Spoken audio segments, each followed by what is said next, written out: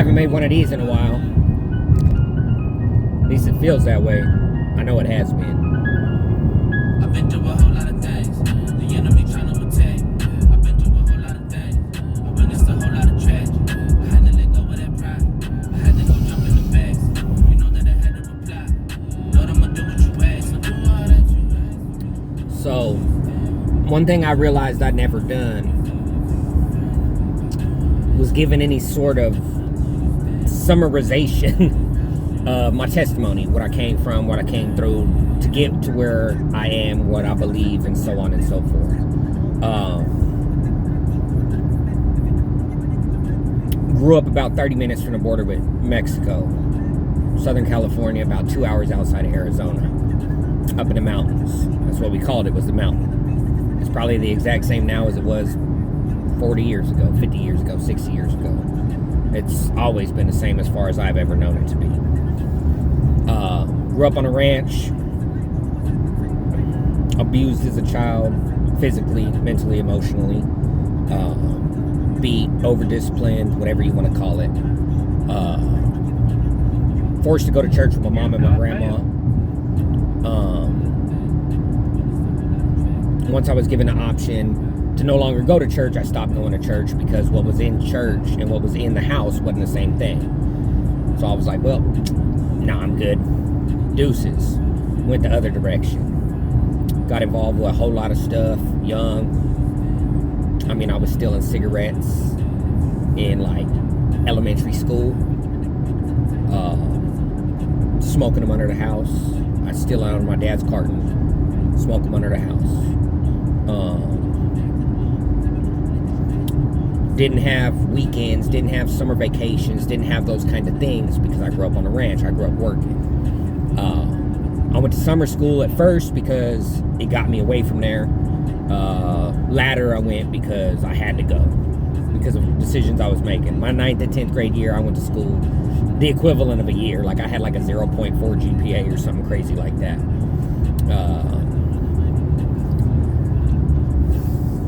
Got hemmed up in 9th grade for B&E.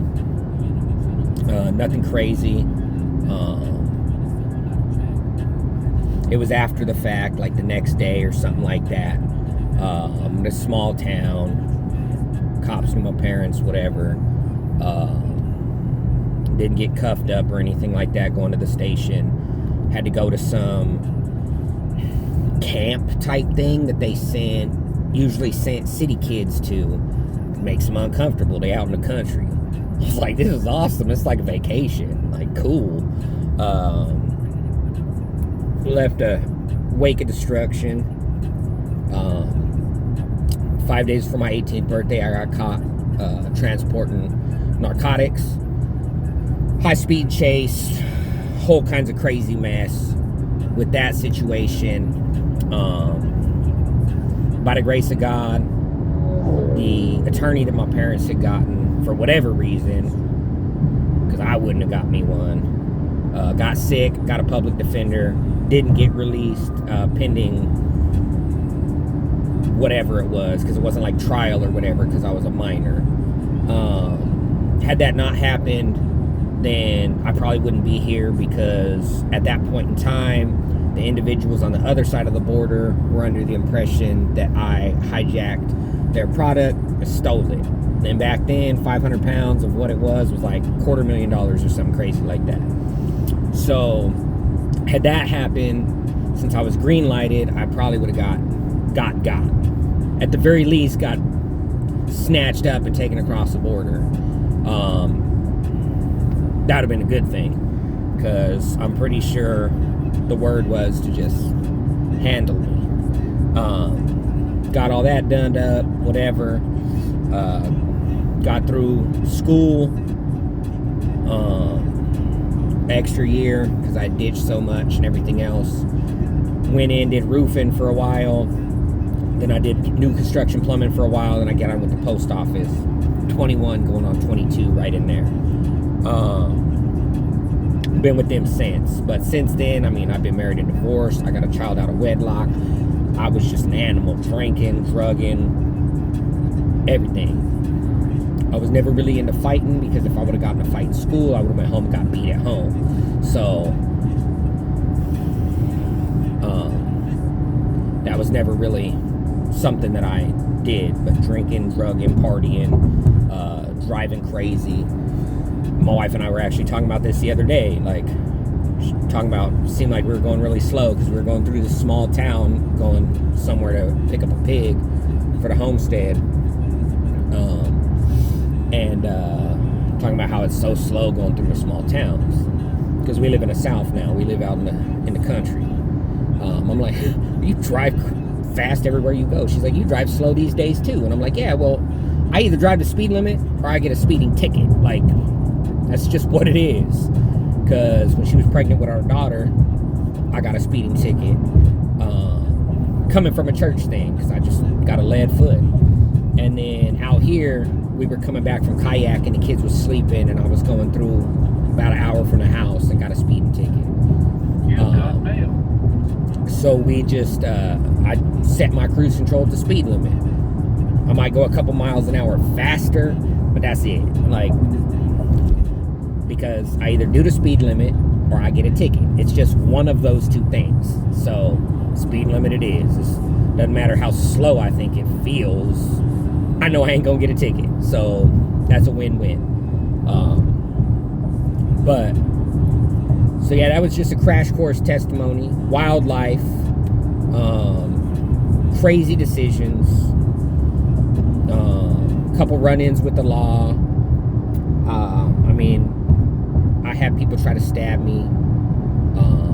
I've stabbed people. I've had people put guns on me.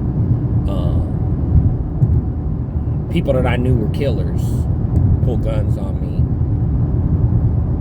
I've carried guns. By the grace of God, I never was in a position where I pulled a firearm on anybody. Because my mentality back then is a lot different than it is now. Where I live, you're allowed to carry firearms. And I'm not a fool to the way this world is. But I'm also at a point in my life, 39 years old, 3 kids. My oldest is on the West Coast with her mom. She's 11. And then my wife and I have a 4-year-old girl and a 2-year-old boy. And my family is it. That's what matters to me. And anytime I have a firearm on me, the best way I heard it put, I was listening to an interview on the Sean Ryan show. I think the guy might have been a Delta operator at one point in his life. It's a predetermined decision. Put in the situation, put in the position to do what needs to be done if you were to have to pull out on somebody. So whenever I have a piece on me, that's what it is. I pray to God I'm never in that situation.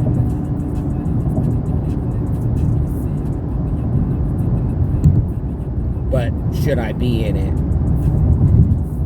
I'll be a lion, not a sheep. Because while we're all here for a purpose, why we're all on this planet for a reason,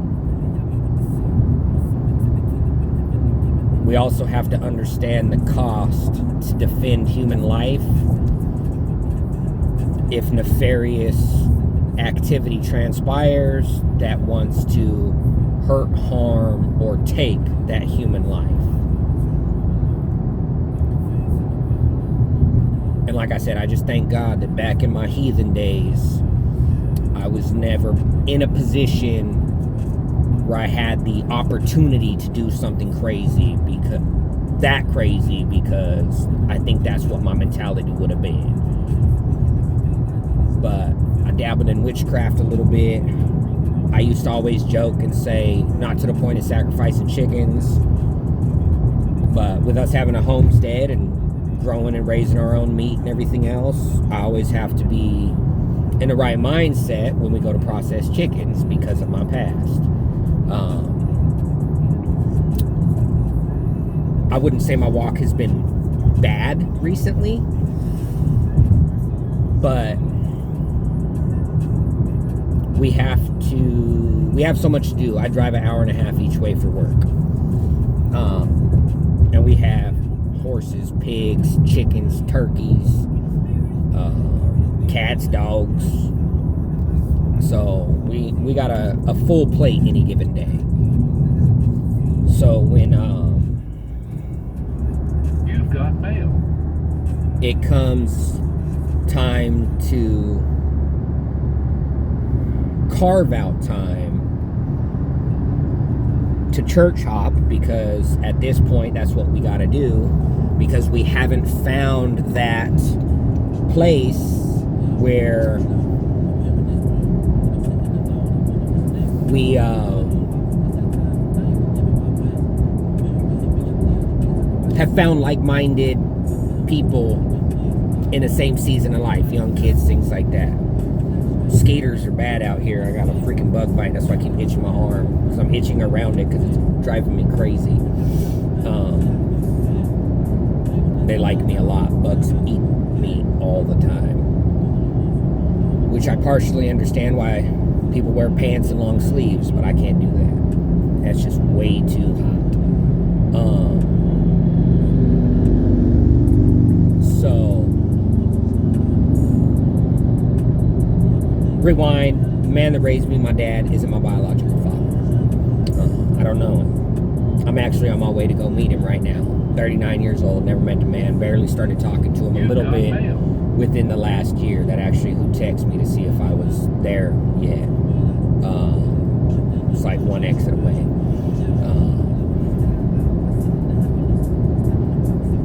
But church, just haven't found that spot that has the community and the people that are in the same season of life, same mentality concerning the things that Lord we serve and all of that. But I had talked to a brother yesterday, I ain't talked to for a while. We text back and forth a little bit, and he kind of said, well, when you just move as a servant of the Lord, when you just operate in certain ways, you just gotta trust and be faithful that he's still doing something, even if you don't feel it or see it, basically. And that made a whole lot of sense to me. He's like, your house is like Noah's Ark, because we got chickens and turkeys, and we got roosters, we got meat rabbits, we got pigs. Meat rabbits breed, pigs to breed, all that kind of stuff to have food. And then I started reading a book this morning, and it's talking about persecuted Christians. We're just sojourners, we're just exiles here, we're passing through this life, and not to carry too much baggage with us.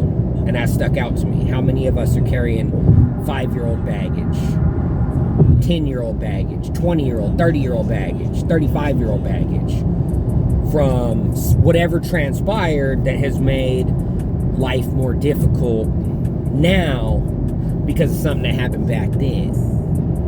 Why are we carrying that with us?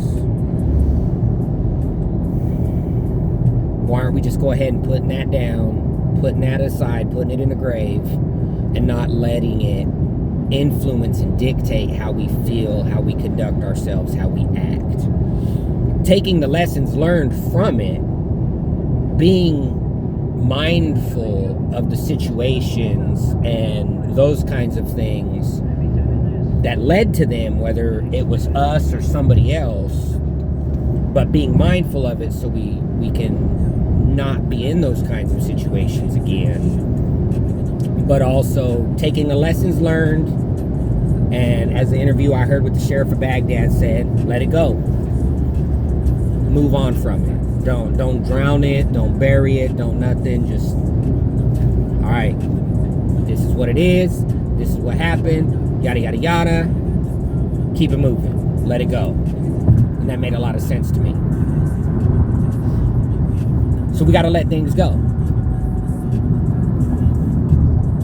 Regardless how big or little it is, we got to let it go.